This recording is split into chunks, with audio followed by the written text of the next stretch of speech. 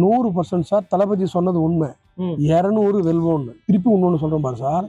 இந்த காமராஜர் ஆட்சி காலத்துல இருந்து எம்ஜிஆர் ஆட்சி காலத்துல நாங்க பார்த்தோம்.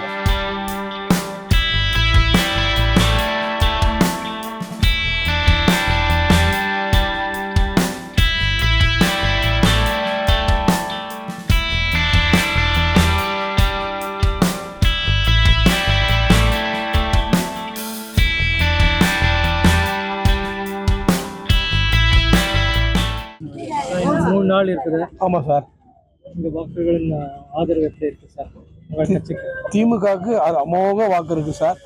அது இல்லாத இந்த கிழக்கு ஆம்பூர் வந்து எங்க பகுதியினுடைய சட்டமன்றம் 2 வாட்டி சட்டமன்றம் இருக்கு சார். நிறைய விஷயம் செஞ்சிருக்காரு சார். அதாவது எங்களுக்கு வந்து ஒரு 50 ஆண்டு கால பிரச்சனை இந்த பிரிட்ஜி மேம்பாலம் சார்.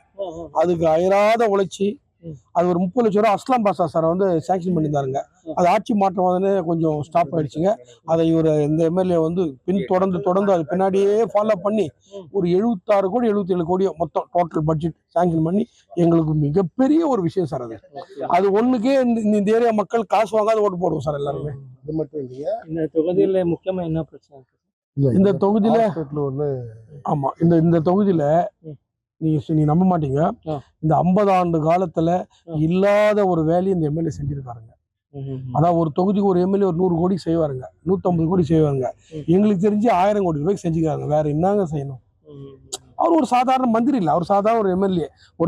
ஒரு எம்எல்ஏ இந்த திமுக ஆட்சியில் ஒரு 1000 கோடி ரூபாய் வேலை செய்யறாருன்னா ஆம்பூர் சட்டமன்ற தொகுதியில் மிகப்பெரிய விஷயம்.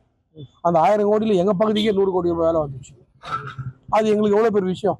அதான் இந்த பகுதி மக்கள் எல்லாம் அவருக்காக காசு வாங்காத ஓட்டு போடணும். நாங்களாம் ஒரு மனசுல எண்ணம் வச்சுருக்கோம். இந்த முறை உங்கள் கட்சி ஆட்சிக்கு வருமா? 100% சார். தளபதி சொன்னது உண்மை.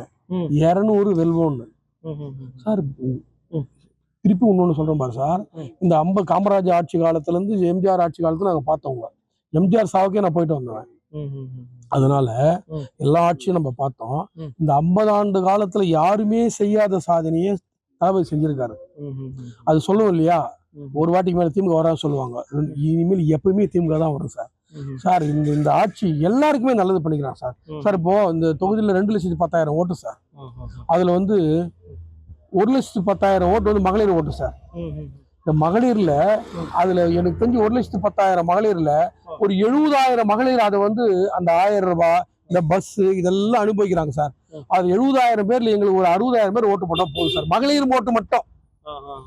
இப்ப புது கட்சி டிவிக்கே வந்துருக்கு. அதெல்லாம் எங்களுக்கு இல்ல சார். நம்ம அதெல்லாம் இல்ல சார். நம்ம கிட்ட இல்ல சார். எங்க ஏரியா பொறுத்தவரை அது என்னன்னா, எங்க பகுதி மக்களுக்கு ஒரு தெருவுக்கு என்னென்ன பிரச்சனையை பார்த்து நாங்க செஞ்சுட்டு இருக்கிறோம். இப்ப அதே மாதிரி நீங்க வரும்போது இங்க ஒரு பிரிட்ஜ் ஒண்ணு 40 வருஷம் போட்ட பிரிட்ஜ் சார். அந்த பிரிட்ஜ் அது உடஞ்சிச்சு. அது சாங்ஷன் பண்ணிட்டு 23 முடிஞ்சு 24 பூஜை போடுறோம். இப்போ உங்கள் எம்எல்ஏ வெற்றிக்கு எது பிளஸ் பாயிண்ட்? அது 1000 கோடி வேலை செஞ்சு பிளஸ் பாயிண்ட். ரெண்டாவது ஸ்டாலின் ஒரு பிளஸ் பாயிண்ட். எம்எல்ஏ வில்லுனாத ஒரு பக்கம் 1000 கோடி செஞ்சு ஒரு பக்கம் அவர் வச்சா கூட ஸ்டாலின் சார் வந்து மிகப்பெரிய பிளஸ் பாயிண்ட் சார். அந்த மாதிரி ஒரு சிஎம் உண்மையிலேயே சார் மக்கள் கொடுத்து வச்சுக்கணும் சார். எங்களை பொறுத்த இல்லைன்னா எங்களுக்கு காசு வேணாப்பா, நாங்க ஓட்டு போடுறோம். அந்த மாதிரி ஒரு தொகுதியா இந்த தொகுதி இருக்கு சார். இந்த 23ஆம் தேதி மக்களுக்கு என்ன சொல்ல? மக்களுக்கு 23 வாக்காளர்கள் ஓட்டை வந்து சிந்தாத புரிஞ்சு திமுக ஓட்டு போட்டீங்கன்னா மக்கள் 5 ஆண்டு காலம் ரொம்ப செழிப்பா இருப்பாங்க சார்.